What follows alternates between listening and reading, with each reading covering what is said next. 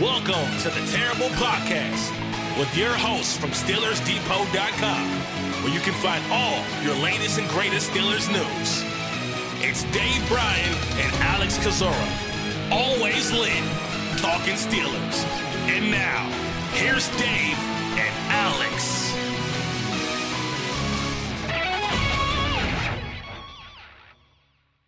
Welcome to the Terrible Podcast, Season 12, Episode 140. He's Dave Bryan. I'm Alex Kozora, SteelersDepot.com. Thanks for being back with us here this Tuesday, Steelers Nation Day. We are officially in the Seinfeld, I should say that better, portion of the offseason. It's the podcast about nothing because we are in the dead zone right now until training camp later this month. But how you doing?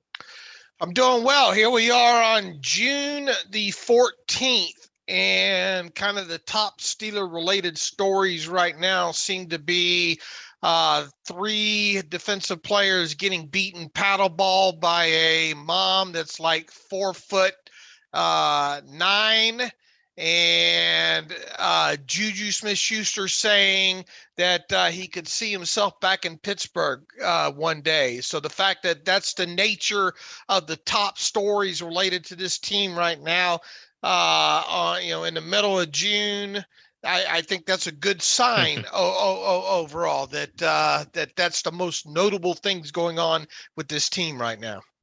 Yeah, but you know what? That pickleball story, that's kind of funny. That's kind of cool. I can appreciate a soft news story every now and then, and that one just seems pretty wholesome. Absolutely, and that's my point. Boy, what a unique and funny story that is. That you got really, some guys just out fellowshipping and getting some cardio in, I guess, and that kind of stuff that goes along with it. And along comes a local mom that has no idea who the heck they are, and proceeds to be the star of the pickleball court, if you will. Yeah, I think it's so innocent that is great, and that's my point. We're not talking about look around the NFL right now, and some of the obviously the things going on in Cleveland with Deshaun Watson, and you look at even the Washington Commanders where Scary Terry I think is attempting a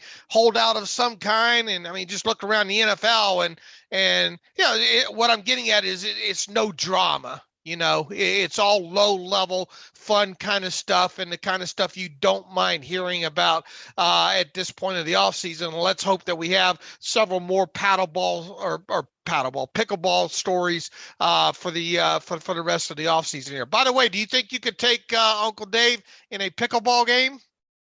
I barely even know what pickleball is. It looks like tennis, badminton, sort of tennis, badminton kind of thing. Yeah, kind of tennis, badminton. What's the difference between pickleball and tennis? I don't know that. Okay. We're off to a good start. Yeah, I don't know that. I know badminton, you can't let the birdie hit the ground. Right. Right. And I would imagine something with pickleball along the lines of tennis, and probably one bounce on your side of the net. Kind of thing, kind of similar to tennis there. But I actually messed up and did some research for this show. You're not allowed to do that. And man, that's a pretty popular sport, I think, right now. I was just looking here in Vegas to see pickleball courts, and there's quite a few of them here, and I would imagine there's quite a few, I guess, in Pittsburgh as well too. So with that, I think you're dodging the question there. Do you think you could beat Uncle Dave? I'm trying to understand the question before I can answer it. I think I can take you, though. I used to play badminton growing up, and that was a lot of fun. So, yeah, the Wikipedia says it's a combination of tennis, badminton, and ping pong. And I was really good at ping pong. That's my sport. That's my lane that I can play. So I think I can take you. Okay. Now, how old are you? 29? 29. And I'm 54 and have health problems, but I would like to announce that I was formerly church softball guy. So I did have a level of athleticism to me. At least I thought I did. I think had a level of athleticism was the operative phrase. Yeah. The problem is I started to get, all that stuff that comes with hard living, bone spurs in the ankle. I mean, that ended my softball career, was was just the ankles being so bad, and never have had great knees, and you could always time me with a calendar instead of a stopwatch for the most part. So yeah, I imagine you could take me. They'd probably need an ambulance out there just in case at the end of the match for me. Well, I'm very old in spirit, so I think both of us would walk away looking like Ben after that one training camp practice with the 70 ice packs all over his body. That would be the both of us, I think, after a pickleball game. Yeah, I would definitely need help getting into the car, I think. And then with JuJu wanting to come back, I think I mentioned this. I think it's possible at some point in the future. Obviously, I think he left because changing quarterback and changing receiver coach, and JuJu just trying to go to an offense where he can put up better numbers and not be used like a running back, 95% of the time. So, I think that he's going to be a free agent after this year, and who the heck knows what happens, but I could see a return. Yeah, I don't know.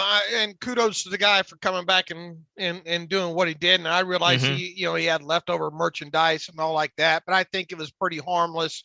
What was it? Something like $20 and get everything that you have signed, and you got some merchandise along with it or something. And the proceeds benefited his foundation. And I thought it was a very, innocent, harmless, nice gesture on his part to come back and do what he did. I understand probably at least a couple hundred people showed up down there. That's something he didn't have to do. And, I don't understand why the guy. Would you have liked to maybe seen a few less TikTok videos while he was in Pittsburgh? Yeah, probably, especially the ones of him dancing on the opponent's logos and stuff like that. But I legitimately think the kid wanted to stay in Pittsburgh, had things worked out that way, as we talked and said over several podcasts there, that there was no way that the Steelers were going to do an up-to deal with him like he got from Kansas City there. They would have probably easily done that base value of that deal, which was what, $3 or $3.5 million or $3.25. I forget exactly what it was, right around in there. But and they weren't going to do more voidable years with him or anything along those lines there. So it was just an instance of the player's value not meeting what the player was looking for is probably a max deal. And, in all likelihood, he's probably not going to hit those maximum amounts of playing time and whatever it is, postseason recognition that he has with the Chiefs, but at least he has the opportunity to do that. He's going to play with an experienced quarterback in Patrick Mahomes and a real creative offensive system overall. Give him a chance to maybe finally repair his market after injury play or injury shortened season. Last season with the Steelers there. So I mean, I don't know how you don't wish this guy well. And, if he does rejuvenate his value some in Kansas City, then I would think that the likelihood of him returning to the Steelers, at least in 2023, would become slim to none. Also, I do think that whatever happens with Deante Johnson this summer in terms of a contract could potentially impact whether or not the team would go after a veteran guy in JuJu Smith-Schuster next year. Now, drawing the line right there in the sand, if this team does not re-sign Deante Johnson, and if you look at, let's say JuJu catches, 40 passes for 600 yards and 6 touchdowns, and his market value stays, way into that, second or third tier of wide receivers there. And then, looking at the Steelers, of the wide receivers currently under contract for 2023, you obviously have George Pickens. You obviously have Calvin Austin III. You're going to have Chase Claypool. I mean, who else? I think you've got the rookie, the Snead kid, right? The rookie undrafted free agent that's under contract. Look, he's probably not going to be on this roster once week 1 rolls around there. So you could plausibly or come up with a plausible situation here where the Steelers might be looking for an experienced wide receiver next offseason on the cheap. And if that's the case, I think JuJu could fit into that category. Now, once again, that assumes Deontay doesn't get a deal, and who knows what's going to happen with Miles Boykin and or Anthony Miller. Will they do enough to maybe you re-signing those guys on the cheap after the season? We'll see. But the long story short is I don't think it's totally out of the question to think that we could potentially see JuJu back in the Steelers uniform one day, and really specifically in 2023 if certain things break certain ways. I think that's where the discussion ends. Let's see what JuJu does this year. Let's see what the Steelers do with Deante Johnson the rest of this offseason, and kind of go from there. But just JuJu as a person, I don't see how people can't root for that guy overall. Mm-hmm.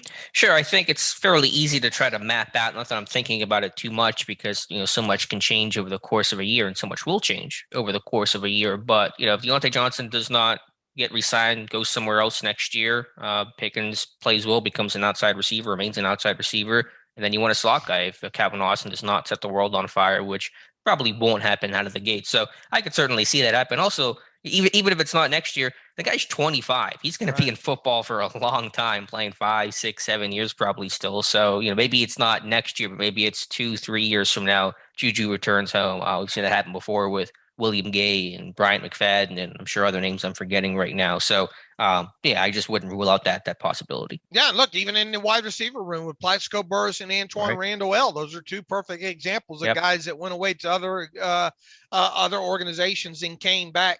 Especially wide receiver position. So good on him. And the fact that that's the story that's leading off this podcast is probably a good sign, as I mentioned. Mm-hmm.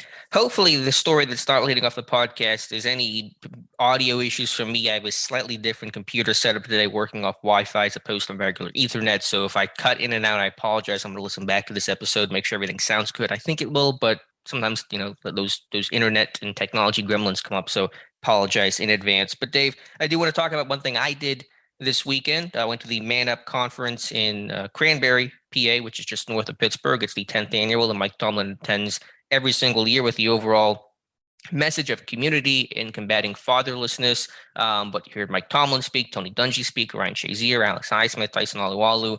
They all spoke and attended the conference. Tony Dungy was virtual. Everyone else there was in person. But just cool to hear from those guys and to hear from Tomlin. And, got to see Shazier, and he's walking so well, Dave. And last time I saw him, he still had a little bit of that limp. But now, I only saw him walk out to the stage, so I didn't get like a great view of it. But to me, if you didn't know he ever got hurt, you wouldn't think of anything whenever you saw him walk. So his recovery just continues to be remarkable. And look, boy, I remember how scary that was. And you were wondering, man, the guy, not only kind of sort of fighting for his life there in probably the early hours, but whether or not he'd ever walk again, period. And obviously such a tragedy that injury ended his football career, but at least he, by all accounts, at least has a quality of life at this point, can still, do things with his kids and those kind of things there. And football's not forever,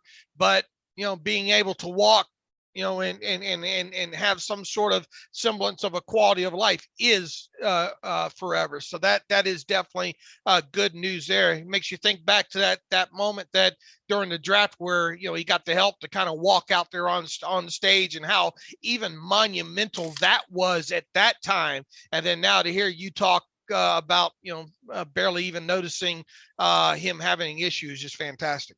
And I believe Tomlin spoke to this as well. The biggest moment of like recovery that they saw in Shazier was when he got to dance at his wedding with his wife, Michelle. And that was, I think Tomlin said he cried like a baby, watching that, because it was just such an emotional and great moment, not all that far removed from his injury either. So that was cool. I have some articles on the site that talked about some of the football related things. Shazier explaining why he went shirtless in warmups. A really cool story there. You guys can check it on Steelers Depot. Basically, he went shirtless in a sense to avoid a $30,000 fine from his teammates for wanting to wear sleeves for a very cold game. And then also a story about Mike Tomlin, Tony Dungy, and kind of their relationship that talked about the emphasis on family and just first meeting Dungy and the impact that, of course, Tony Dungy had on Mike Tomlin.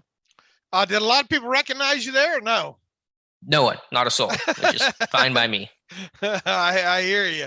And I think the big news coming out of that also was Mike Tomlin did not have long sleeves on, right? He was short sleeves. It was really funny because we were just talking about that with that reader email. Tomlin was sporting the short sleeves. No tattoos that I am aware of. No Kiss 1976. Yeah, yes. Hey, Bruce Springsteen, right? Yeah. Every old guy. Are you a Springsteen fan? Because we every sports writer in America loves Springsteen. Not really. I mean, the whole Born to Run album was okay, and I mean there are some tunes that come on the radio or whatnot that you can't help but sing along with. But I was never a big Bruce. Look, when I was younger, the whole Born in the USA video was hot at the time. And MTV, which I don't know if you know what MTV is, but MTV would play that thing like, I don't know, every 20 minutes, man. Oh, really? They really ran that one into the ground, along with that Dancing in the Dark song that he had as well too. So and he wasn't heavy enough for me at the time. But I mean, obviously I know his work. I have a couple of his albums and all like that, but never a huge Bruce Springsteen fan. Gotcha.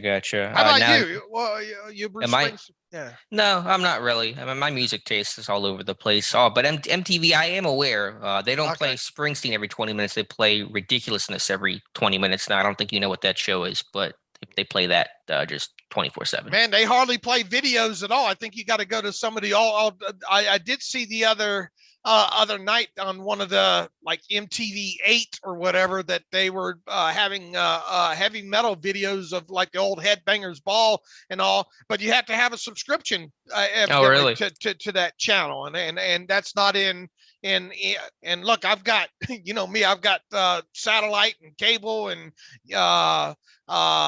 apps and all like that. Yeah, I think I thought that I was connected to every channel in the entire world, but evidently not. But I did not have that. So let me tell you, MTV was a big thing back in the day for us. Back when we were walking both to school uphill both ways in the snow.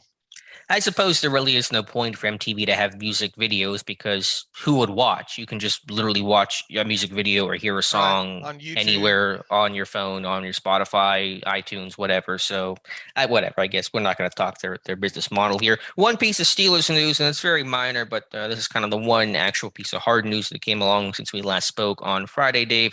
Pittsburgh will have not one, but two of their three preseason games nationally televised. We knew the Lions game was originally slated to be nationally televised, and now their Seattle Seahawks, which I believe is their first preseason game of the year, will be nationally televised as well. So if you're out of market, you can watch two of the three Steelers preseason games. Yeah, absolutely. And that's fantastic when it comes to that. So I think the first one's like on a Saturday night at like 7:00. So perfect time for preseason game number one. And we'll do all the stuff that goes along with that, charting and getting way too deep into the fourth strings and all like that. But that's what we do. And obviously something to look forward to right now. Yeah. One last thing with the Man Up conference, they didn't explicitly say it, but Craig Wolfley emceed it and was talking to Shazier and hinted strongly at Shazier being involved in the broadcasting side of things. He didn't specify with who, but made it sound like Shazier may have a role with the Steelers TV crew this preseason. So something to watch out for there. All right. And the Browns will have a Didi Kinkle-Walla. So, and Joe Thomas, and who else will the Browns have? I forget. That just caught my eye recently. I thought I'd jab that one in there. All right. Dave, you wrote yesterday about, I think you are really trying to fulfill your quest for 11 edge rushers signed in one offseason after Pittsburgh has already added several names, but one more coming across the wire there with Jeremiah Attachou being released by the Bears yesterday when they signed a nose tackle Mike Pinnell. And so Attachou became the odd man out. And you think that is a guy that could and maybe should draw interest from Pittsburgh? Yeah, it'll be interesting. I think look, high pedigree guy, former second round draft pick, a guy that's under 30 still. I think he just turned 29. A guy that probably no longer considered a starter or shouldn't be considered a starter in the NFL.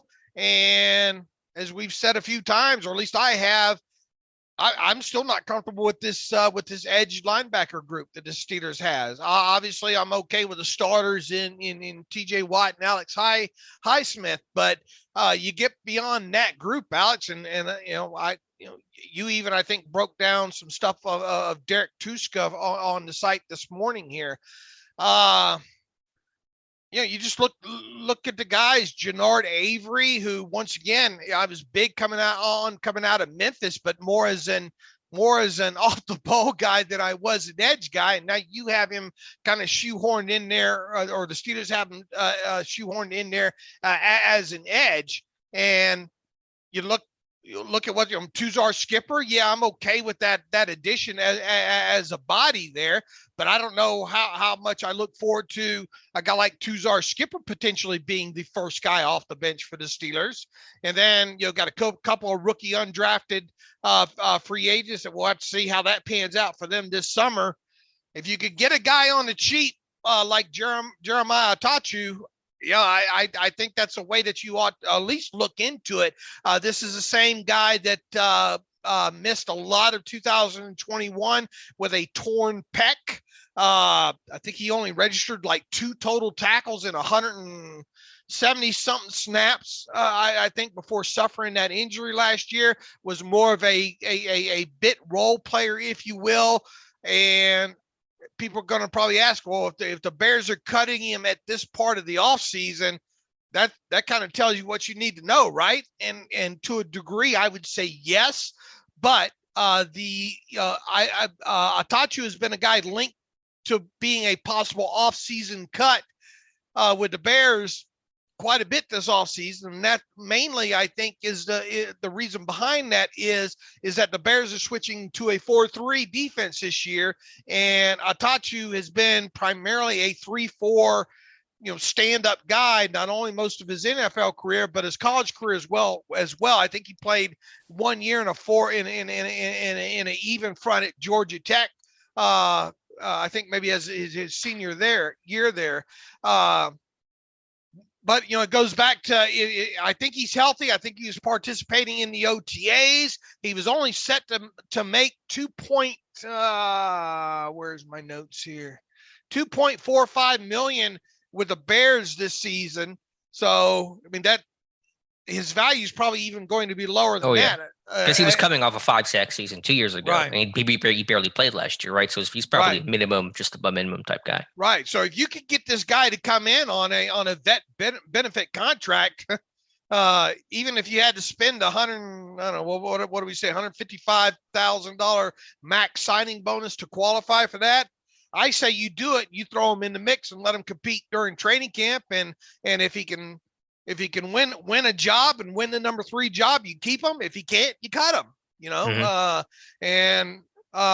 If not him, I would like it to be somebody at some point during the remainder of this summer. And of the guys right now that are on the market or just became on the market, to me, once again, high pedigree, cheap, has had past production, should be back healthy again, and is underage of 30. I mean, it checks a lot of boxes, when it comes to what the Steelers look for. So, will they? I don't know. We'll see. But I have a feeling he's going to land on either the Steelers or the Ravens.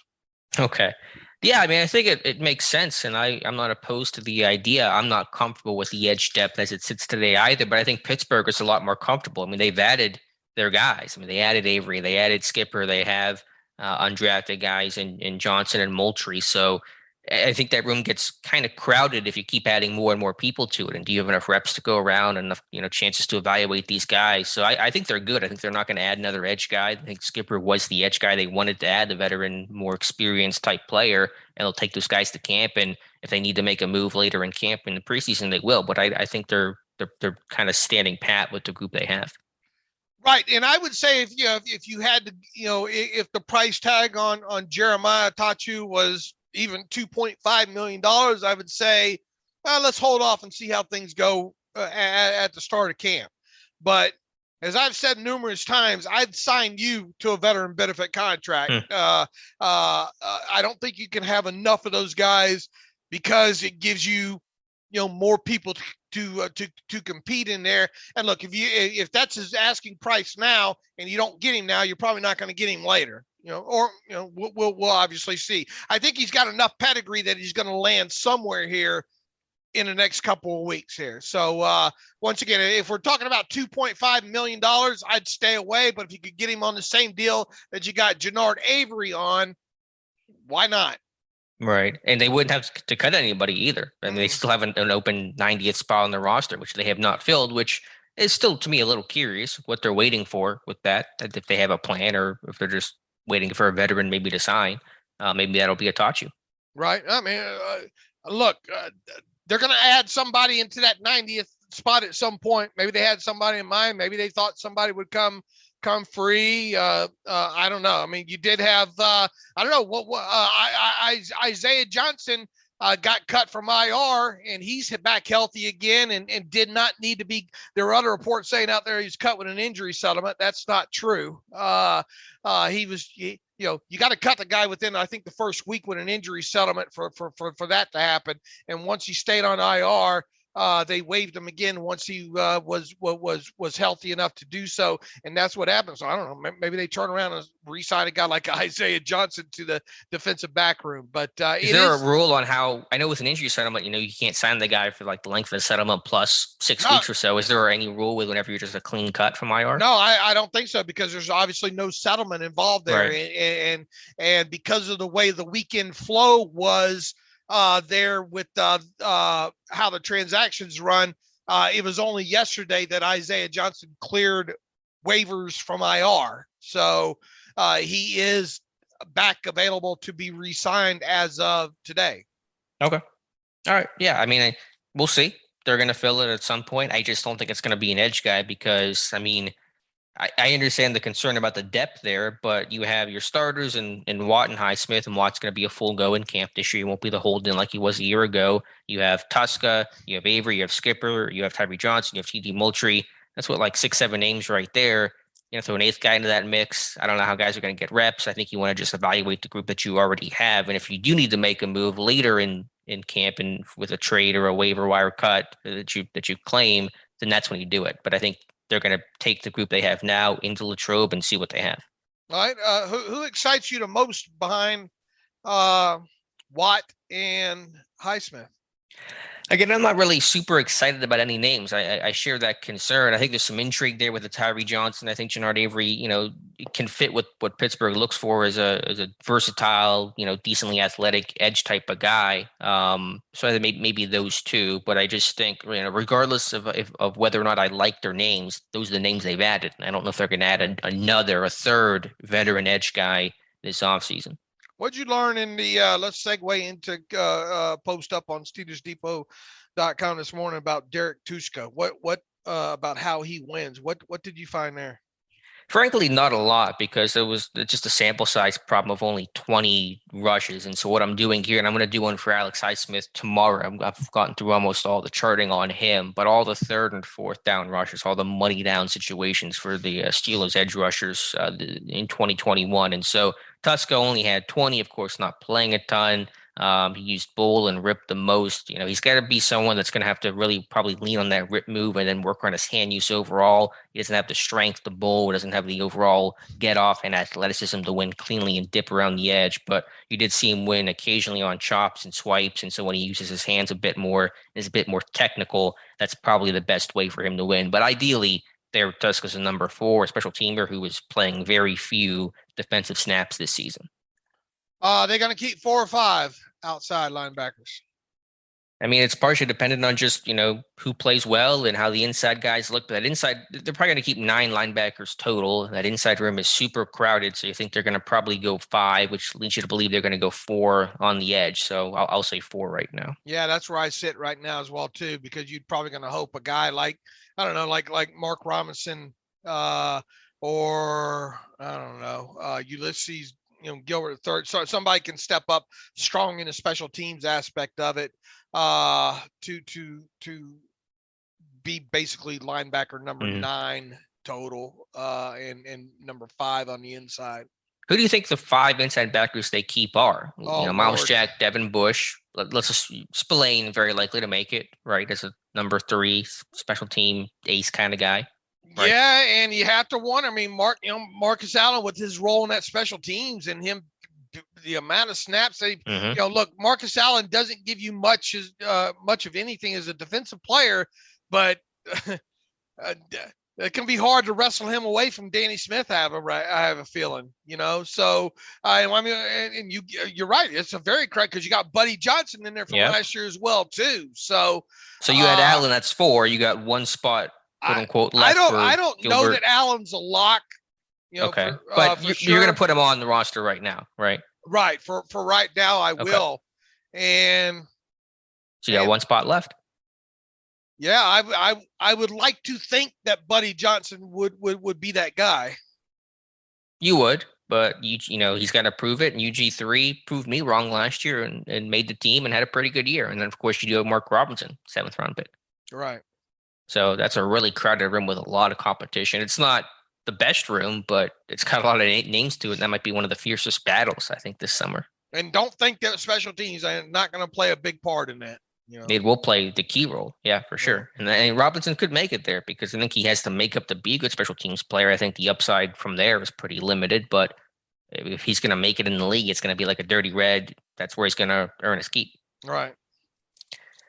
Dave, you want to talk about Deontay Johnson a little bit more and just some stats and contract stuff. And we're hearing more of the receiver market talk with DK Metcalf and Terry McLaurin trying to get deals and angling and all those things. So what's going on with Deontay Johnson? Yeah, now this obviously right on the heels too of the Hunter Renfrow, which I've yet to see I've yet to see the details of that contract. And that usually raises your eyebrows first and foremost when you get this far away from a deal like that happening and the numbers still haven't come out just yet. So I'm very interested to see the structure of the Hunter Renfrow deal, but I still think it's kind of foolish to kind of compare his new average yearly pay to anything that Deante Johnson might accept here as part of an extension later on in the summer. Now, here's the interesting thing. Omar Khan was on Sirius XM NFL radio, I think on Thursday, and they did not, Jim Miller and Pat Curran, who I think both do a great job, tried their best to kind of set up a question in so many words of saying what's going to happen with Deante Johnson this offseason, but they didn't go in for the kind of the money, and they didn't follow it up. I didn't think overall, but they did open it up for Omar Khan to talk about Deante Johnson. And at first it seemed like maybe Omar wanted to maybe say something in there, but in totality, he kind of danced around the question. I'll read you what I transcribed as the answer that he gave. He said, I can tell you Deontay is a class act. I mean, he's always handled himself extremely well and he understands the process. And I'm excited to see him in action this year in this offense. And that's all he said. And they did not follow it. They did not follow up his response you think you're going to get him signed to an extension. Just that Deontay's a class act and he's handled himself extremely well and understands the process. So I don't know what the manner in which Omar danced around that is yet another reason why I've been leaning toward. I don't think they get something done with Deontay this summer.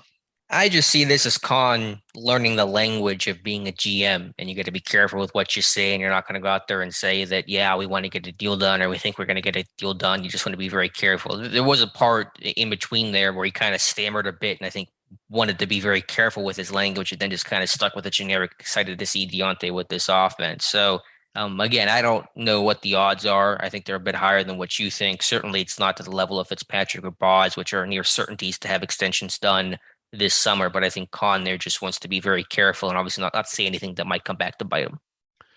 Possible. And, I think their own Jonathan Heitritter wrote about Johnson's situation this morning, and as we've said several times, now make it understood. Just because my gut is telling me that it's not going to turn out with Johnson getting a contract extension this offseason, it's very it is the plausibility of it happening, at least from a cap standpoint, is most definitely there, because assuming you get something done with Minkah Fitzpatrick,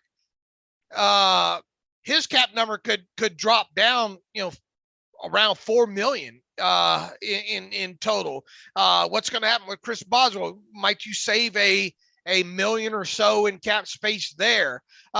And look, you always can go to the bank of TJ Watt and get more cap space if you need it that way.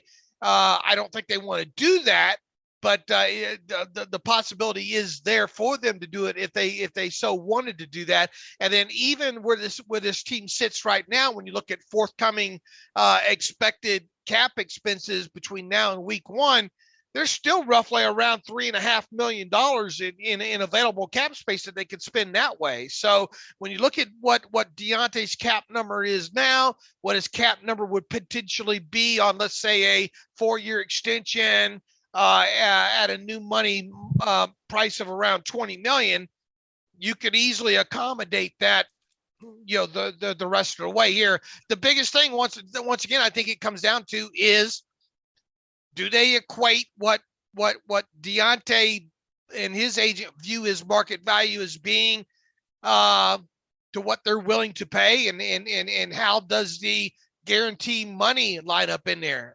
Because if you look at a lot of these other deals this offseason, I mean, you're staring in the face roughly right around the first 2 years of the contract being fully guaranteed. I think there's a couple of guys, Godwin and Mike Williams, that got like $40 million of their total money fully guaranteed.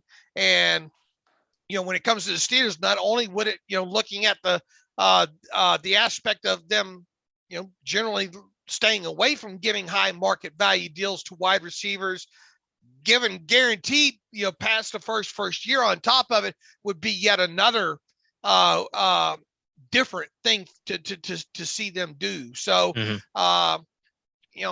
a lot of talk, and has been a lot of talk, and will be a lot of talk the rest of this offseason. Is Deante Johnson worth $20 million a year?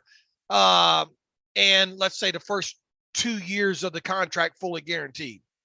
Sure, that is a discussion. I do think, not that it's going to make the team go, okay, we'll pay you, but the fact that Deante Johnson has handled things so well, acted in good faith, shown up, hasn't made us think about it, hasn't done some of the things other players have done, which is fine, they're right, but Johnson has been very quiet and low-key about this whole situation, despite weighing on his mind heavily, I'm sure. I think that just puts you in a better place to negotiate from the team aspect, especially for a first-time GM in Omar Khan. Granted, he's done all the contracts in the past, and this is kind of old hat for him, but it's just a good foundation to work off of. So we'll see what happens. I've always kind of gone the other way on your point about Pittsburgh not paying receivers second contracts. I think Pittsburgh has been very willing to pay receivers on their second contracts. I think there's a desire to want to keep Deontay, but as you said, the actual numbers and the structure of the deal is ultimately the only thing that really matters. I think they would like to keep him. Now, don't confuse that aspect of it. Well, to your point, you've always said Pittsburgh doesn't pay second contracts to receivers.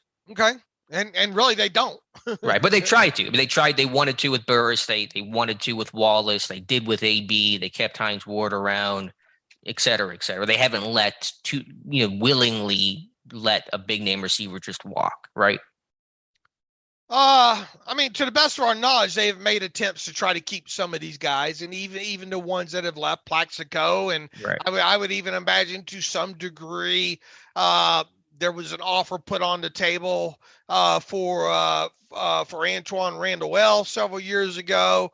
Obviously San Antonio Holmes, and that was a trade away situation there.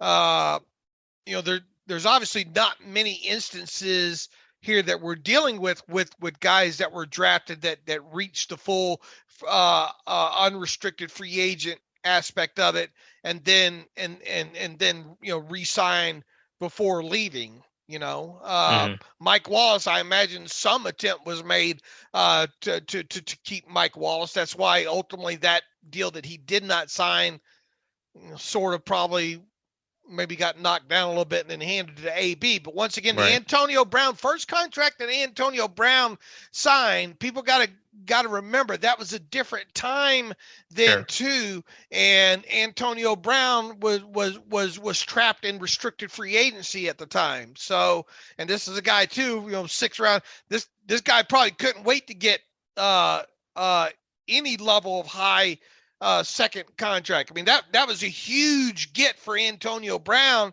And in the same breath, it ended up being a huge steal for the Steelers at the time, Right. No, I agree with you there. But I just think the overall principle is there's certainly been attempts and desires and, in some cases, actual action to retaining receiver talent. And a lot of people, and I'm going to refrain from really hitting the Hunter Renfrow. Some people are saying, well, just look what the Raiders did with Hunter Renfrow in a 2-year, $32 million, $33 million, whatever it is, extension that he signed, and a 20. I think they said, what was the fully guaranteed? I've read so many different things on that. That's why I'm kind of hesitant, because they'll frame the deal one way and then it comes out and you say, I see what's going on there. But just in loose talk of, let's just say 2-year extension of $32 million or $33 million, I forget what the number is. But why would Deante Johnson sign up for something like that first and foremost? He wouldn't. Other than I get this, I get some money now. I get to hit the market 2 years from now. Plus Hunter Renfrow is a slot wide receiver, a lot of shorter catches down the field than let's say Deontay is. I think you're dealing with two different animals in that aspect. And also remember, if a deal were like that were to get done, even let's say 2 years, I don't know, 2 years at let's say 18 million, because there's not extra years on there, how are you going to divvy up, what you would think would be a decent sized signing bonus as part of such a deal without making Deontay's cap number just go astronomically high on top of it? Yeah, you would almost have to use void years, which this team's not going to do. Right. So I'm with you. I don't think the comparison of Renfrow and Johnson is valid. There are so many other receivers who got paid this offseason. Mike Williams is probably a much better name to compare to than Hunter Renfrow. I just think that the line in the sand with Deontay is $20 million new money. And then obviously, what are the guarantees that go along with that? Because let's face it, the way this thing is trending right now, you have to think Washington's going to get something done with Terry McLaurin at some point. DK Metcalf, I would think that something happens with him, that he gets a new deal. I mean, Deontay, if he doesn't get at least the base of kind of what he's maybe looking for from the Steelers, could very well become the prize of free agency in 2023, and supply and demand that way. Usually, it will probably end up very well when it comes to Deontay Johnson's bank account there. But obviously the Steelers will have control of him. Like Kevin Colbert always used to say, we control when the player leaves. So if Deontay doesn't, would you even do something with Deontay maybe this year to give him an extra, I don't know, $4 or $5 million that way? I mean, it'd be kind of unprecedented, if you will. Now they did the stuff with Antonio Brown a few years ago, but that was basically moving money forward that was left on his deal, right, up into the that current year there. So it wasn't like a straight out, here's more money, It was obviously money that was due him that was moved forward. Would you just would you give him would you give him a $3 million raise? Probably not, but right. It almost feels like a slap in the face to Deontay. Here's some crumbs for you, Deontay, to try to make you feel better. I get the idea of spitballing, but I don't see that happening.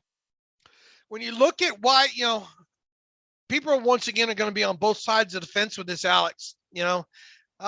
with him, whether or not they should or shouldn't sign Deontay to a $20 million or more new money average extension. Wide receivers with regular season games of at least 5. Remember the old 5 for 50 stat that Antonio Brown basically made famous with the streak of games that he had, which, cherry pick stat, but it was impressive nonetheless. All those games that he ran together there.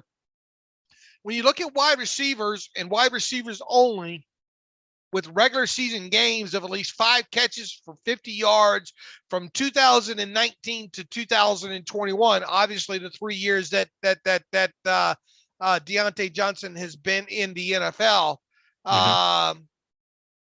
There are 1, 2, 3, 4, 5, 6, 7, 8. Let's see, 4, 5, 10 wide receivers with 25 or more games that qualify for that criteria. Deante Johnson is on that list with 26. Here's the list. Cooper Kupp, 34. Davante Adams, 31. Keenan Allen, 30. Stephon Diggs, 29.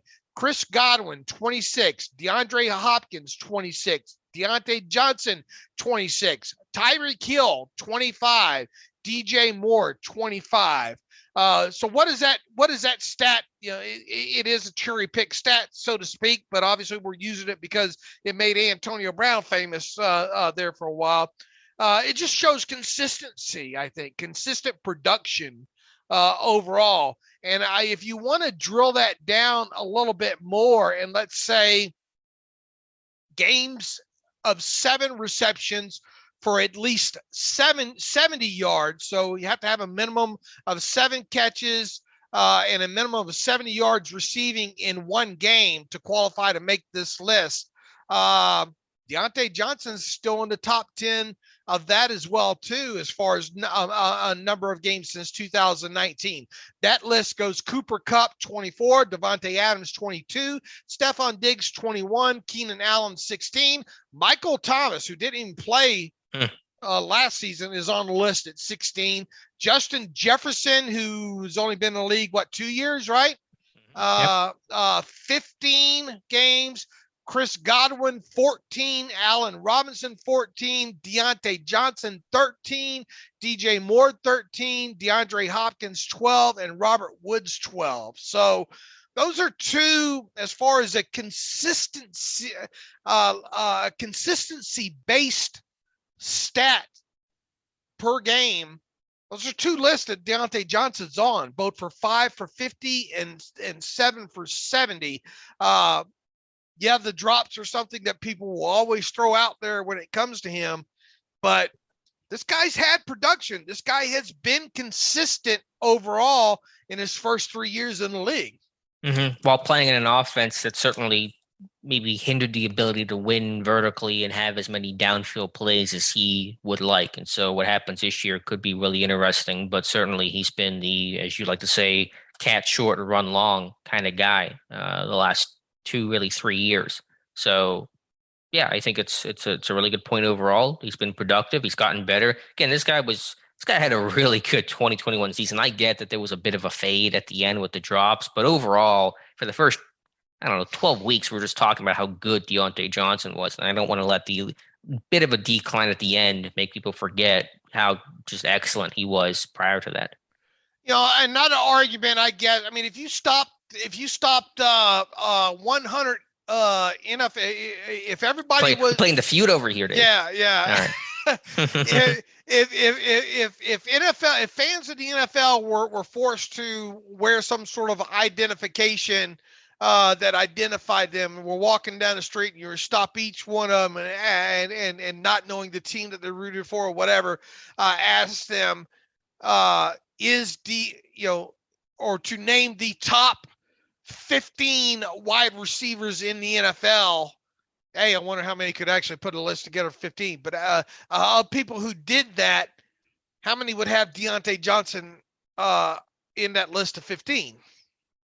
Yeah, I don't know for sure. He would be much closer to 15 than, say, 5. I think we did the exercise several weeks ago. We came to Johnson around that 13-ish range, which I think is about where you would rank him right now. Hopefully, though, on an upward trajectory where after this year, maybe he does hit top 10. So let's boil it back down. Is he worth $20 million new money average on, let's say, $40 million guaranteed? Yeah, you're asking me if I would do a deal like that. I would. I've kind of been in that camp for a while, and I understand, maybe he isn't literally worth that, but the way the market is, guys, you get paid what the market is, and I think he's been an excellent number one receiver. He's been a really, really hard worker.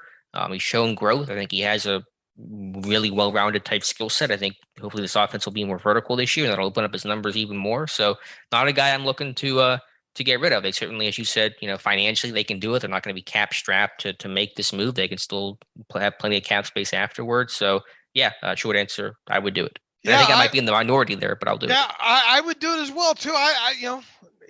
Yeah, you'd like if this guy didn't have the drops. Do you think there'd be more people, more of the fan base in favor of him getting paid that kind of money? Absolutely, because if it wasn't for that, what else would be the reason be other than just kind of boilerplate? It's just too much money. Maybe the receiver fungibility argument you could make, and again, the drops were not that bad last year. Even if you include the fade at the end, his overall drop numbers, and they're a little subjective, I understand that.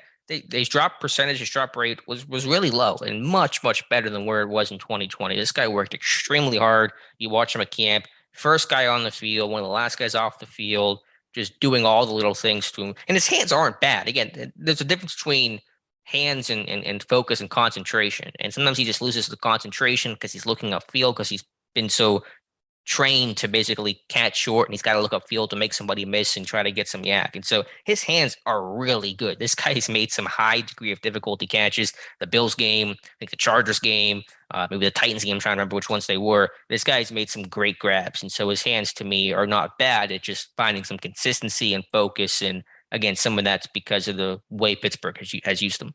And here's the thing. I mean, not used enough vertically, in the offense really since coming in overall as well too. We've seen what he can do underneath, but we've also seen what he can do over the top as well too, and there hasn't been enough of that and enough opportunities for him to catch the football down the field. And regardless of what happens with his contract situation, hopefully we get to see an average depth of target increase for Deante Johnson in 2022 at the very least. Sure. No, I think that'll pay off well when there's a more vertical, more consistent downfield component for this offense this year. So again, short answer, I think it should happen. Will it happen? I'm still leaning that it will. I mean, that again, 60-40, it will versus it won't camp. But I think in terms of Khan, to bring it back to the original topic, just wanted to make sure he was giving the very standard boilerplate non-answer there, which is smart for him to do. All right. Well, we'll talk about this, I'm sure, a few more times here. I mean, from a plausibility standpoint, it can happen. It most definitely can. All three of those guys, Minka, Deontay, and Chris Boswell, from can it be done aspect, absolutely it can be done. Yeah, no doubt about that. So anything else there from Khan? I do want to say, and this was not from the interview that Khan did, but a report from NFL Network's Jim Trotter that talked about 4 things that Omar Khan wants to make. And the 4 kind of prongs he talked about in terms of changes for the Steelers organization is technology and sports science, kind of one and the same, but a little bit of separation there. Increase in analytics and increase the size of the Steelers scouting staff, according to Trotter. And so all things we've talked about before, analytics, we need Khan's going to have a much bigger desire to use those, and it's going to be a bigger part of this organization than it was under Kevin Colbert. Technology, sports science, we talked about Khan, his look towards the Premier League and their technology, data collecting standpoint, things like that. And then apparently wants to make the scouting staff bigger as well. I think there's 13 scouts, I want to say, right now. And so we'll see if more names get added here. I imagine there will be some new names coming to the mix. Anything else from the Khan interview on Sirius? Not really optimistic about the quarterback situation. I mean, it was, a very much a new GM wanting to say all the right things, but not say anything too interesting overall, I think. Okay. Was that your kind of read on it as well? I mean, I could have thought of 12 better questions to ask, and I would have went for the kill shot on the Deante Johnson stuff. I would have. He's not going to say anything. I still would have made. I still would have boiled the water and saw it and see what happens. Fair enough. That's the attitude you gotta start taking in this dating thing, Alex. You gotta. I mean, I gotta be like aggressive about it. Yeah, I mean, aggressive to the point that look, you gotta. Sometimes, as my old man said, you gotta crap or get out the pot, man. Is that a good line?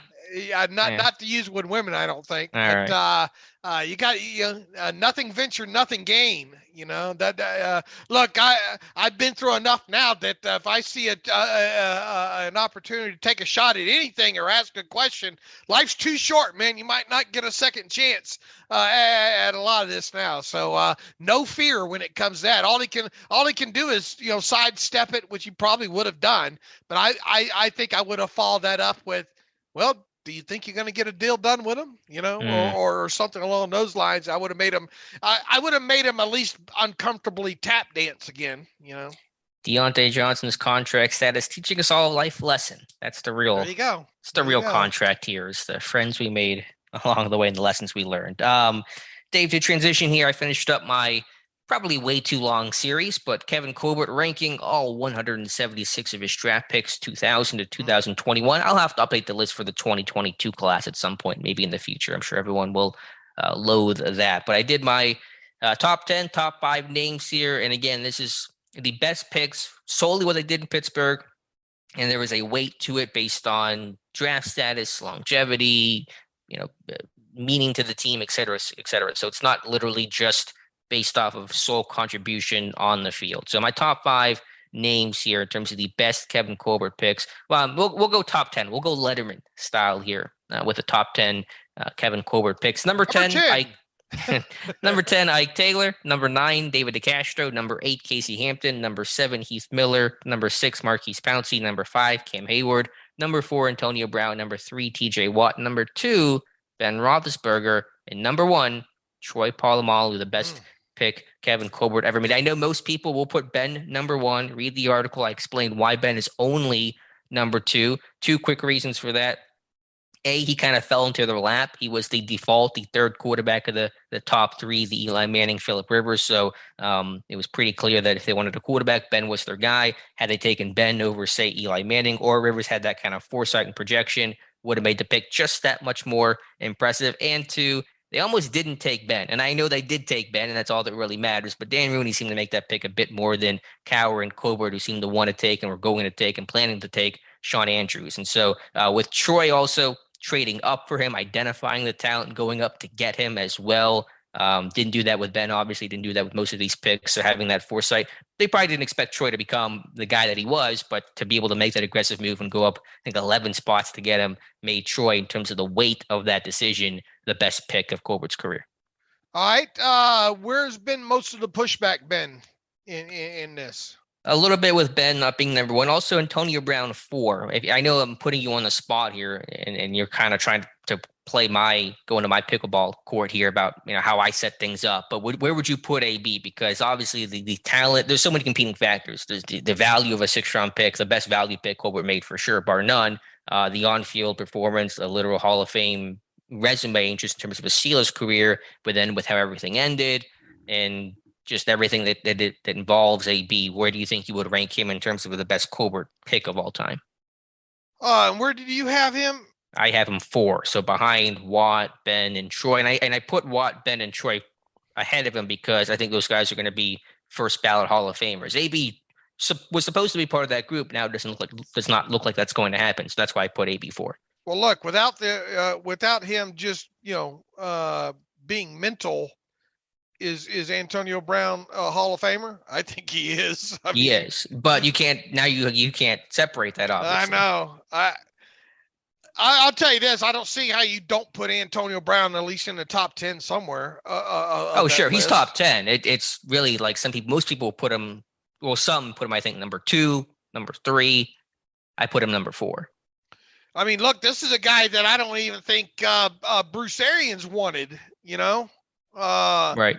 Having input at the time when the Steelers were drafting him, thinking that this guy's going to be lucky if he makes special teams because it just didn't think he was smart enough to pick up the playbook and all like that. But I mean, the guy was just unconscious week in, week out. It's hard. It would be hard not to have him in the top 5 on my list because that guy just. The farther we get away from it, people are going to forget some of the plays that guy made. I'm telling you. But that guy, we were literally saying, "Do you believe the catch that Antonio Brown made on Sunday?" How many times were we saying that? Mm-hmm. Who is number 1? Is it Ben, Troy? Would you go with me and go Troy? Most people, I think, would go Ben, and I get that because he's the quarterback and he won 2 Super Bowls, Hall of Famer, et cetera, et cetera. But who do you think is that top spot? I mean, would you have won 2 Super Bowls without Ben versus would you have won 2 Super Bowls without Troy? Well, I mean, Troy helped get you to 1 with the pick 6 in the AFC title game, but certainly from a value standpoint, the quarterback is always going to win out over the strong safety, even knowing that Troy's value was so immense. But I mean, yeah, I think if you look at it from a pure on-field career perspective, Ben beats out Troy for the top spot. But whenever I talk about the actual pick, which involved trading up for Troy, identifying that talent. And I think it was the biggest trade up in the first round Colbert ever made. Not that he did it often, 3 times in his career, but the other ones, he went up 10 spots for Bush, I think 7 for Santonio. He went up 11 for Troy. Now it was kind of from the back end of the first round. It was less of a trade up as opposed to 20 to 10 capital wise. But long story short is trading up for Ben versus Ben, or trading up for Troy versus Ben falling into the lap and they almost didn't take him was kind of the tiebreaker for me. Right. I get where you're coming from there. I'd still put, I think, Ben number 1. Yeah, that's fine. That's fair. Would you put Watt 3? Is Watt kind of entered the top 3 status ahead of AB and Hayward and Pouncey, Hampton, etc.? It's been damn good, hasn't it? Yeah, especially a guy that look, we can call whatever it was at the time, but there was a lot of projection that still had to go into TJ Watt personally. And look, I broke down every sack and pressure that he had at Wisconsin and all like that. And there were some traits there that obviously you really liked, and obviously having the last name and all that went along with it there. But there was still a level of projection that you damn sure better have been right on. That was a kind of a risky pick, as you talked about, because you didn't really know a lot about TJ Watt. Look, you go back and look at his college sack reel, man, and there are reasons to think of why he might not have been a first round pick that year, to be quite honest with you. And I mean, look, you're not going to get no arguments out of me of what he is now. And even then, I think I had him in like my next to last mock draft or what have you therein. But there were reasons at the time to think, I don't know if this guy should be a first round draft pick. And to me, the biggest concern was not even necessarily the sack production, but the injuries. This guy had a ton of knee injuries. I mean, that's why he barely played. Right. Yeah. I mean, the fact he's been this healthy, like his knee's been fine, knock on wood. But he had 2 or 3 like season-ending knee surgeries, and that was a big red flag. Right. I mean, he had obviously some active hands and some nice bend and all like that. But there was a lot of projection. A lot of projection to go into that. Now, obviously, when you go through the Steelers checking the boxes, the things that check, he checked obviously a lot of them in that. But I don't want to. I mean, I guess what I'm trying to say is that was not a slam dunk. Oh, this guy's drafted going to be a Hall of Fame career. Right. That's why he went at the back end of the first round. But yeah, that was. That 17 class is one of Colbert's best with JuJu and Sutton and Connor in there. I mean, those are the first 4 picks, and they were all big hits. Right. But anyway, so that's the exercise. I'll do a little wrap-up post to kind of maybe contextualize some of the picks and frame it a little bit differently later this week. But that is the All 176. And again, 176 our poor God friend bless Senquez you. Colson. God bless you for you and David O and putting together a long list like that. My attention span, and I do attention to detail and do contextualizations and all like that. But having to rank something like that, oh, God bless you. Who's your favorite, quote unquote, favorite Steelers bust? Is it a, I don't know, Artie Burns, Alameda Tiamu? I forgot how bad of a pick that was. It was only a 4th rounder, but they did trade up for him, and yeah, but the whole Senquez Golson mess was, I mean, that's hard to get away from. I don't know if you'll ever have it. Again, I understand it's injuries and it's really maybe no one's fault, but I don't know if you'll ever have a 2nd round pick or second round pick that's ever as bad as Golson. 7 practices. That was his career. 7 training camp practices. Never played a game, not even preseason. The number of guys.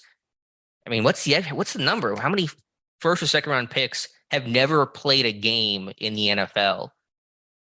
There's probably been a handful of them, but in the last 20 years, I'd imagine that number is not very high. Yeah, I'm not talking like Bill Shakespeare, 1936, the first year of the draft. I mean, like, it's 2000. Malik McDowell never played a snap for Seattle. He got that ATV accident, but he's not playing in Cleveland. Right. Golson never played a game. I mean, it's unfortunate, but it's remarkable how historically bad that is. To be or not to be? That is the question. And he was not to be. All right, Dave, you're doing your 90 and 30 series, your training camp preview you do every single year, doing it in alphabetical order. Any new thoughts? I think you're in the B's right now with Boz, I want to say. Yes, I am. Let's just go through like the first 6 names and let's try to do this, every couple of shows here as sort of a preview here. The first set was Montravius Adams, Marcus Allen, and Tyson Alualu. Kind of the outlook ahead on, you would probably agree with my outlook on Montravius Adams.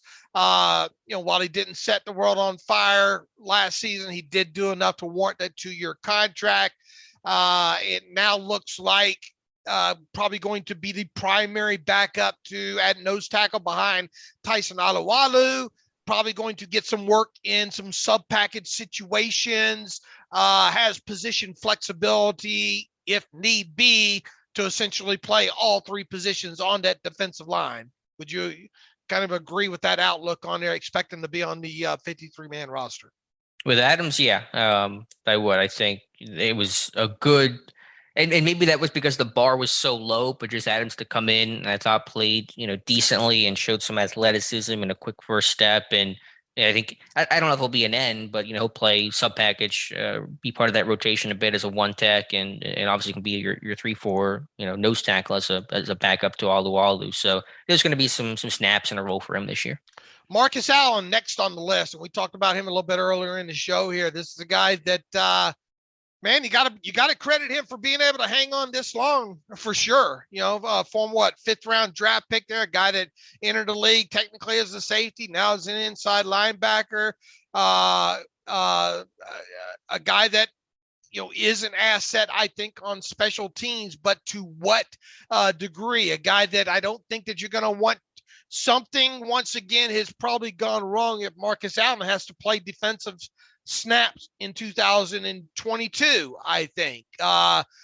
His outlook, you can make arguments on both sides of this, of him both making the 53-man roster and not making the 53-man roster. And while he has earned having a salary this year of $2.54 million, that's also probably not in his favor, maybe when we get to the backside of this as well, too. So basically, true or false, special teams play is the main thing that will keep Marcus Allen on this 53-man roster to start the season.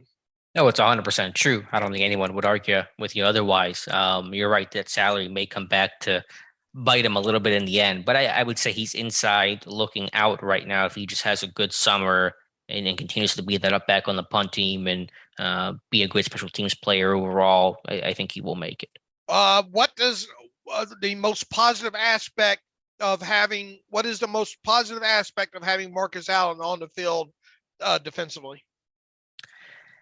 As you said, he's not going to be ever a great defender. I mean, he can play as that dime linebacker, did a bit last year. Just having some of those safety instincts and understanding, route combinations and how quarterbacks think. And so when you get a little bit of that coverage mind in terms of his background at linebacker, it helps. He's not a tremendous coverage guy overall, obviously, but at least from a neck up standpoint, there's value there. All right. Definitely a bubble guy.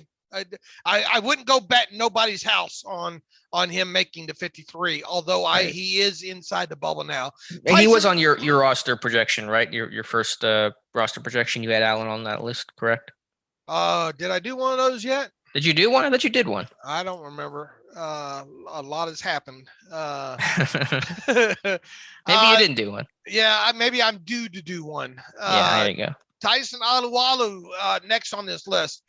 Look, barring another injury happening, God forbid that happens. I mean, this is a guy that in 2020 played some really good football for the Steelers. That move, I think, specifically over the nose, has extended Tyson Alualu's career. It's a shame he went down just 2 games into the season. Really, not even 2 full games. Not even 6 quarters into the 2021 season, they lost him to injury. Now fully healthy again. Barring something happen, you would expect him to not only make the 53-man roster, but to be your starting nose tackle. Position flexible enough where he could give you snaps in your sub package, and even as a 5 tech, 4-eye tech, or whatever. I really think, though, ideally, the best case scenario here with Tyson Alualu is maybe he plays around, 375 to 400 snaps, with most of those being in a base defense situation, closer to covering over a center or a guard, and you have enough help and be able to use enough rotation to keep him fresh throughout the season on top of it. But best case scenario, you're looking for that 2020 version of Tyson Alualu, and if you have that version of him, you're going to be in very good shape, I think, at least in the interior portion of the defensive line, especially with a guy like Adams maybe backing him up.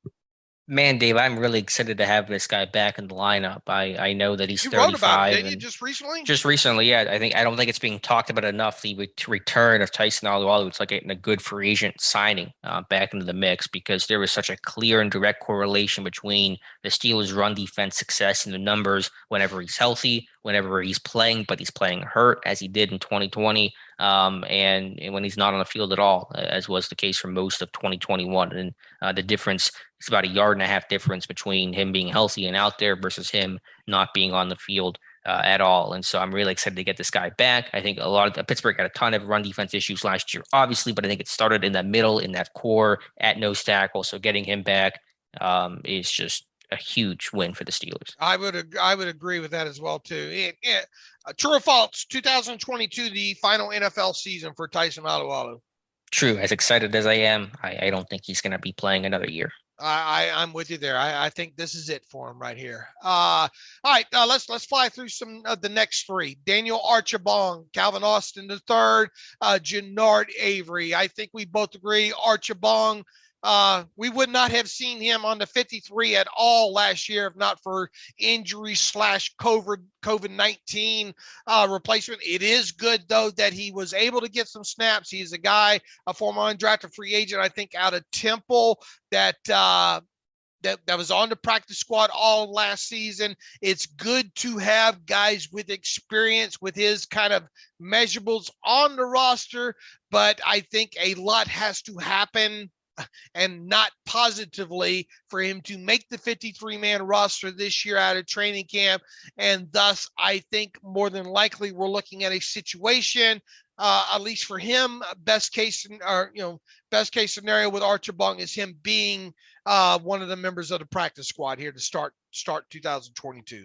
Right. The fact that Archibong played it all last year really sums up why this run defense was so bad. That was the Chargers game when they were playing like Delonte Scott and Archibong and Mondo and Tuska all at the same time. We're just like, is this a preseason game or is this a primetime game against the Chargers? And so Archibong, We love you. We just hope to never see you again. Is he? I mean, he should be worth enough and be at least a positive addition as a practice squad player, right? We'll see. I mean, I want to get eyes on him, through a full training camp because he was signed after camp last year. So he'll be in the mix, though. We'll see if he makes it. Okay. Calvin Austin the third, obviously the Steelers' 4th round draft pick this year out of Memphis. A guy that we've talked a little bit about just in the other show there about biggest question. He's going to be on the 53. You would think that the plan for him is long-term to be your slot guy in the meantime of him in the process of becoming that. Probably a guy you're going to move around a little bit. Probably a guy that you're going to use in motion quite a bit. Probably some trickeration involved with him. Overall, I still think that this is a guy, depending on how many you keep overall. If you keep 6 wide receivers, I think there's a slight chance that Calvin Austin could be one of those early season inactive list players that has a lot of Steeler fans kind of maybe upset, if you will. But a guy, obviously, as the season progresses, that will be in uniform, that will get touches. I think it's just up to him to how quickly he can master that slot position and start making plays from there in games. Yeah, I mean, I think like you said, there is more of an adjustment coming with him than people, I think, expect and anticipate, but there is such a need because there. Because he wasn't truly a full slot guy at Memphis. A lot of people think at him and his college career, yes, he played some in the slot, but he was not a full-time slot guy at Memphis. He did that more early in his career, like a sophomore year. I think he pulled the stats on that. So yeah, I think there was a bit of a transition there, but I think, he's an experienced guy. He's got a good skill set. He's twitchy. He's got speed. He's got some toughness over the middle. So, we'll have to see what the adjustment, that learning curve looks like, but there's a need in the slot for sure. I know they might be doing some more mixing and matching. We'll see what Claypool does more inside this year, but there's certainly a desire to get some good slot production. I think if they can use that position more vertically and not as kind of a big tight end option route guy, that's going to serve Austin well. If they kind of continue to use it in that JuJu role, then Austin may not thrive as much. True or false? Calvin Austin III will be inactive for the Steelers' Week 1 game against the Cincinnati Bengals. So tell me who they're gonna draft next year. I have no idea. I mean, I'll say no right now. I think he will be active, but I understand the point you're making that he might be one of those surprise guys that does not dress right away. You do think that you like the probability of this team keeping 6 wide receivers, right? I do. I think there's talent and depth. No guarantee, but I think that's where things sit today. All right. And one of those guys they kept 6, probably not going to dress. Right. Let's see. Gennard Avery, guy we talked about quite a bit here. At this point, it's hard to see Gennard Avery not making the 53-man roster. In fact, at this point, it's hard to not call him outside linebacker number 3 at this point. I would feel much better getting into Week 1 of the season with Gennard Avery being outside linebacker 4, to be quite honest with you. A guy that I think is better off the ball still than he is on the ball. I think he's better against the run overall on the edge than he is as a consistent pass rusher off the edge. My biggest fear with Gennard Avery is if you got into a situation where you're having to use him 25 to 30 times a game as a pass rusher, I don't think you're going to get the level of production that maybe you would expect to get out of a player like that. Yeah, I mean, it's not Avery, someone's got to be the number 3. I know. And I know you want it to be the door number Somebody 3 else. Candidate, not on the team right now, but I feel like Avery's got the track to be the guy right now. He's got that squatty body that Pittsburgh has been able to work with in the past. He's got athleticism. He's played the position, has experience overall. I think how about doing a how does he win post? Yeah, maybe. I try to stake it with Pittsburgh because I don't know about systems and stuff. How do I find all of Gennard Avery's third down snaps last year? Is there an easy way for me to do that? I'll make it happen. All right. Oh, Thank you. Because I use the charting that we do for that to kind of let me fly through it there. So maybe we can talk to Andrew or something about Andrew that. Shaver can pull them. Yeah. Yeah. So yeah, maybe I'll do that then. Because I am interested in maybe finding out some of that data. That's my biggest fear when it comes to him is production. When asked to pass rush on high amount of snaps. Yeah, I mean, I think it starts with good run defense in Pittsburgh for backup linebacker. Right? You got to set the edge and play the run, especially with how bad things were last year. I think he can do that right. to a nice level. I just, once again, rush the quarterback. All right, Bill Cowher. I know I get that, but like, and I understand they rotate. It's not, they don't really have third down pass rushers. It's more of a series thing. But TJ Watt, Alex Highsmith, the pass rush is going to be fine. They're going to get theirs. You got to get a good run defense. Now you can do some creative stuff. You know, the Steelers have had some of those three outside linebacker looks in the past. You know, if there's one guy I would not mind seeing on the field is kind of that sugaring middle of the formation stand up outside linebacker on the field in certain situations when you have three of those guys out there. That would be the guy that I'd want, I think. Yeah, because he's comfortable playing that. I mean, he's played off-ball linebacker, so he can line up in the A gap and be fine. I mean, I think in past years they've done it in space and all like that. Yeah, you know? I mean, I think they could do it, and that certainly would not be a shock. But in past years, they've done it when there's been more quality depth. When Alex Highsmith was the number 3, they wanted to get him on the field. Melvin Ingram was the number 3, they wanted to get Ingram on the field, and so maybe it's less of a impotence to do it this year because Avery is not Highsmith or Ingram, but certainly they could. All right. Anything else to add about Avery? I mean, just excited to see him. The 3 guys we just mentioned, the last 3, Archibong, Austin, Avery, we don't know a lot about, at least in Pittsburgh Steelers uniforms. And so when you get into camp, 3 guys, you know, Archibong, obviously to a lesser degree, but still we care about every single guy on this roster. And so guys will be watching very closely to learn more about. All right. We'll start trying to knock out about 6 of these guys, maybe a podcast this way. Yeah, I mean, hey, you're writing the articles, so, you know, you lead, I'll follow. All right. What else do we have to talk about today? I think that was our list of things. So if anything else you want to mention, feel free, or we can get to reader emails and close out today's show. I don't know if we have a lot of emails here today. Okay. Let's see here. Chuck Griffith writes in, Dave, as part of the GM change to Omar Khan, would you prefer to see next offseason's free agents such as TJ Watt from last year and Minkah Fitzpatrick from this year re-signed earlier in the process, such as this point in the offseason, or would you prefer to re-sign them just as camp breaks as they have done in the past? Good question, Chuck, and I understand maybe why that's come about. From a selfish standpoint of just me and me only and being able to start getting to work on, let's say, next year's projections and stuff like that, heck yeah, sign them there earlier the better. Get those deals done and on paper so I can start doing the math on them. Is there anything to be gained with signing Minkah Fitzpatrick right now, today, versus the final week of the preseason?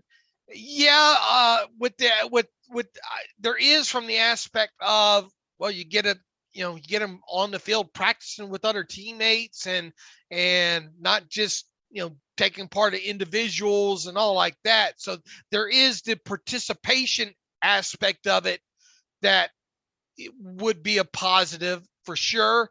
From a does it matter from a cap standpoint right now? Look, here's the reason why you have seen Ben Roethlisberger 2 years out get those deals done earlier in the offseason as opposed to later, because that's a big chunk of being able to free up cap space and have a big number on the books to be able to plan around in that aspect there. So franchise quarterback always dictates, the plan, if you will. So that's why that happens. I think it's less so, or it's a lot less so with non-franchise quarterbacks there, and just my want versus the way the Steelers do business are 2 different things in there.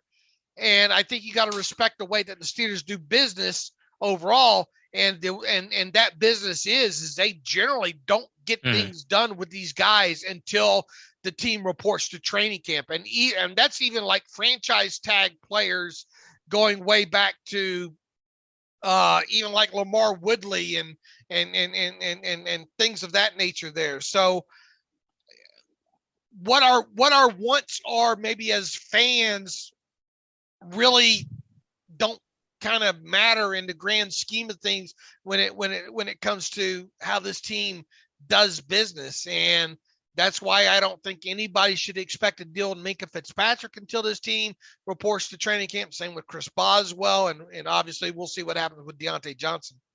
Deadline spur action. That's what Andrew Brandt says. And so obviously there is no reason for us to want to see a deal drag on and it not happen until the 11th hour. The sooner the better. As you say, at least you go into camp. It's not a story. You don't have to write the same article 43 times about will this guy get a contract. On a personal level, I appreciate and would much prefer that. But typically the way these things work is, there's negotiation, there's deadlines. Sometimes players want to wait, see if someone else gets paid. Maybe that'll increase their value just that little bit more. And so that's just typically what happens. But from a personal standpoint, from a fan standpoint, I would love to get a deal done today with Minkah Fitzpatrick. Sure. Why not? But that's just not how it goes. And look, we don't know what happens on the other side of this as well, too, or on both sides, period. Maybe they would like to try to get a deal done. But once again, part of the negotiation process and people getting paid around you and keeping the player healthy. And, there's a lot of the little things that go into the process overall that we'd like to think that we know happens. In reality, we've never been on that side of the fence before to see how that happens, how often numbers are exchanged. And I mean, look, overall, it's not hard to lay these deals out, I don't think, but there are levels of offsets and splits and guarantees and, that we just don't see, that we kind of take for granted as part of the process, that a few of them are probably huge stumbling points in getting a deal done overall. So I've just become to resign to the fact, Chuck, of, that's just the way it is. And, that's the way the way the business happens in Pittsburgh. I don't expect it to change with Omar Khan. And outside of just being a selfish, like it done and on paper, it really doesn't matter to me as long as it gets done, I guess. Right. That's ultimately the only thing that matters. What you like to say, I think Tom likes to say, don't tell me about the labor pain, just show me the baby. And, hopefully there'll be a baby there for Minkah Fitzpatrick end of this summer. I think there will be a baby there for him. I think there'll be one for Chris Boswell, and we'll have to see what happens, obviously, with Deante Johnson. It's going to be just a long labor, though. And I don't know much about. Anyway, I'm not going to get into this topic. Let's move on to the next question. I don't think we, let's see. I don't think we have any more. I think that's it as far as questions go there. So with that, we will be back on Friday, right? And we'll see what happens in the meantime there. And we'll hit maybe 6 more on the 30 or 90 and 30 series that I'm doing. And why 90 right now with 89?